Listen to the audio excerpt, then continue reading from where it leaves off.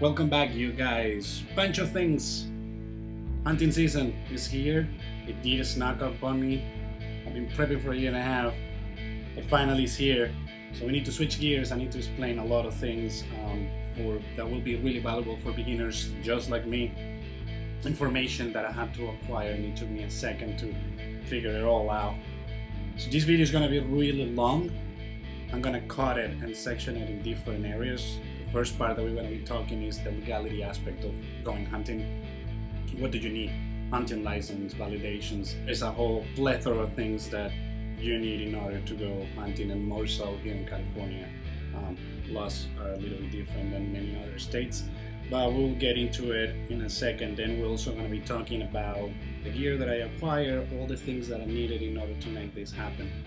Really important, my first dog hunt is coming along, so that's why I'm going to try to drop these videos before that happens, so I can keep in a straight line on what I'm doing and explain to the beginners just like me all that I had to do and everything that needed to be done in order to make it happen. But enough being said, let's figure out, are we legal to go hunting? And that brings me to the first point, which is in the state of California, in order to acquire a hunting license, you're required to have a hunter's trainer.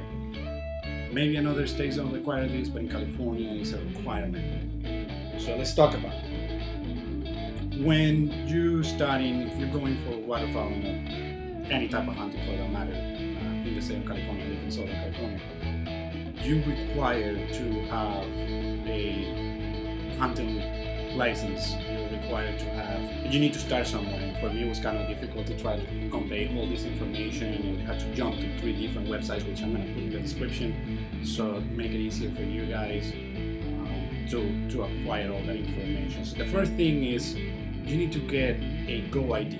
What a Go ID number is, a Go outside identification number.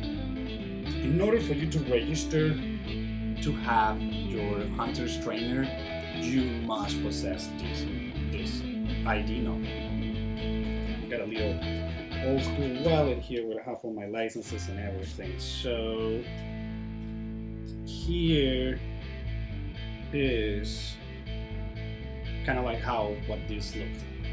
It's a little card that says to you competition of your hunter's education.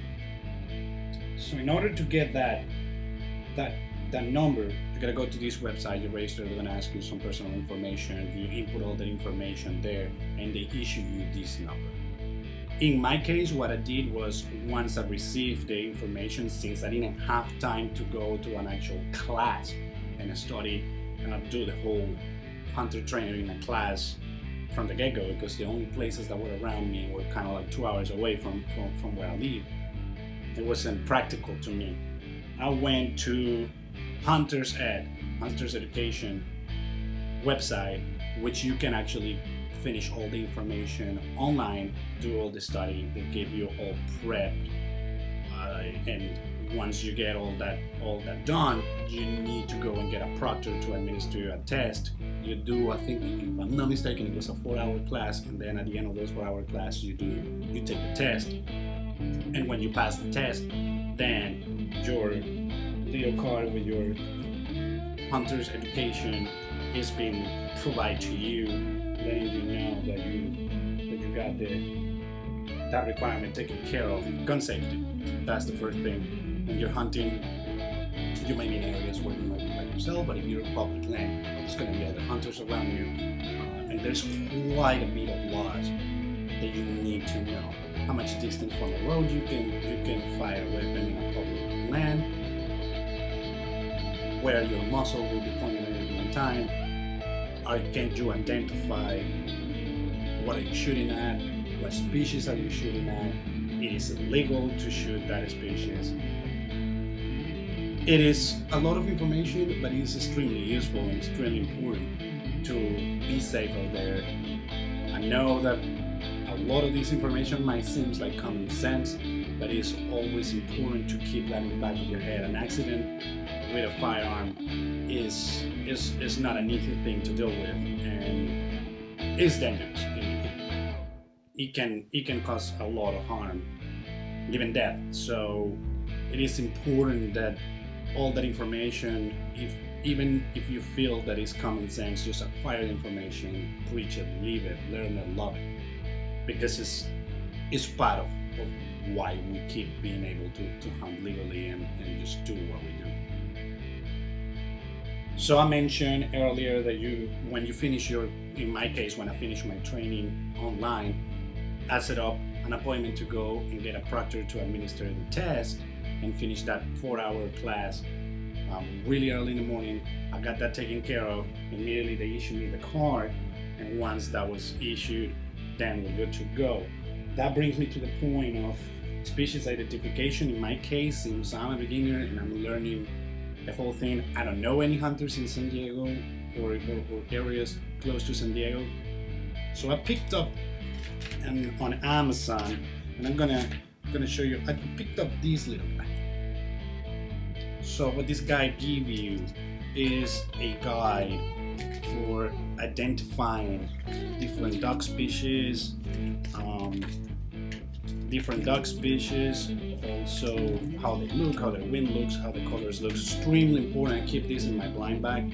I've been studying this, as I said. I started this whole process a year and a half ago, and I went dove shooting twice already. Unfortunately, I wasn't really good at keeping the GoPro in place, and the footage was completely atrocious. But I have done that, but this is going to be my first duck hunt ever. So I want to make sure that I can minimize as many mistakes that I can make. So being able to identify where you're shooting, if the species is able to shoot in the states that you're shooting at, is extremely important. So I got these guys. I know that there's online, there is a plethora of resources that you can follow and figure out what kind of information. Once you get that, your little education program done, then we move on to the licensing. So in order for you to go hunting, you are required to possess a license. Here's the kicker. When it comes to the licenses, they're going to apply to the particular species that you're going to be hunting. If you're going to be waterfowling, upland shooting, deer, wild boar, bear, coyotes, whatever you're going to be shooting. So you gotta be paying attention of what are you going to be applying for your license for and acquiring your license for. It's not that an entire license applies for everything. In the case of waterfowling, you need to have your waterfowl validation. In my case, because I was doing dove shooting and quail and whatnot, I needed my upland game validation. Also with this, there is the harvest information program, which we're going to talk a little bit in a second. So pretty much when you go and acquire your license, in my case I did them online. I paid for it online, and I got all my validations and everything. The reason why I have 2 little papers is because at the moment I didn't have all the money to get my type A wildlife area season pass, so I had to buy that separately. So I got two little papers. So as far as for the licenses, you're going to be requiring this license. Is going to show your information, it's going to show your Go ID number, it's going to show your address, how you look physically, and your birthday. Also, you're going to get, once again, your validations. Let's see if I can get this close here. So you're going to get your validations of what you're going hunting for and whatnot. So extremely important to have this. This needs to be signed, and it needs to be in your possession every time that you're in the field. Even if it's a private land where you're hunting, you are required to keep this in your possession at all times. Extremely important. When it comes to the season pass for the wildlife areas, if you're going to be hunting in refugees, or which is my case, you need to have some of those refugees will have different type of access passes. Some are type A, B, or C. In my case, all the refuges or the areas that I can actually hunt that are new to me, they're all type 8. So I acquired a type A wildlife area and season pass.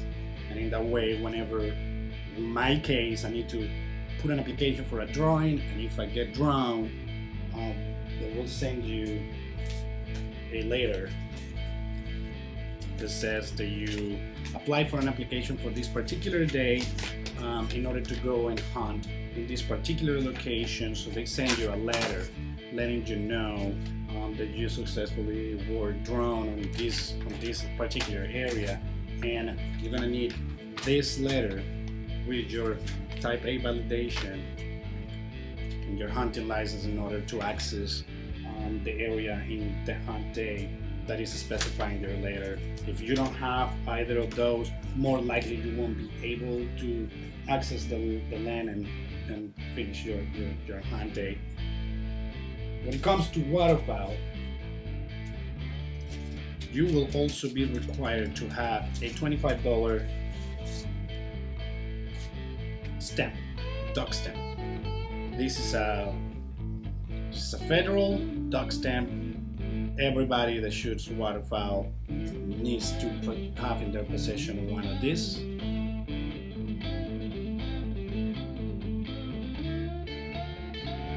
They are $25 and is once again another requirement to go out there and start harvesting migratory ducks.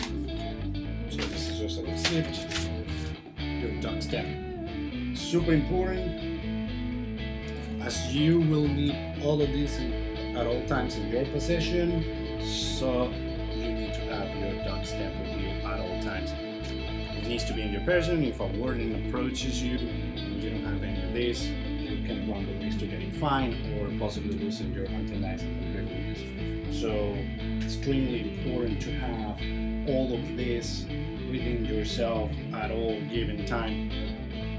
Bring it to another point, this in my case is applying to hunting on public land and land that is being managed or by the state or by a particular entity. When it comes to private land, you go and find an owner, somebody that owns a private land and will let you hunt. You need to have within yourself a written confirmation that you actually are allowed to go access that land and give you permission to go and hunt.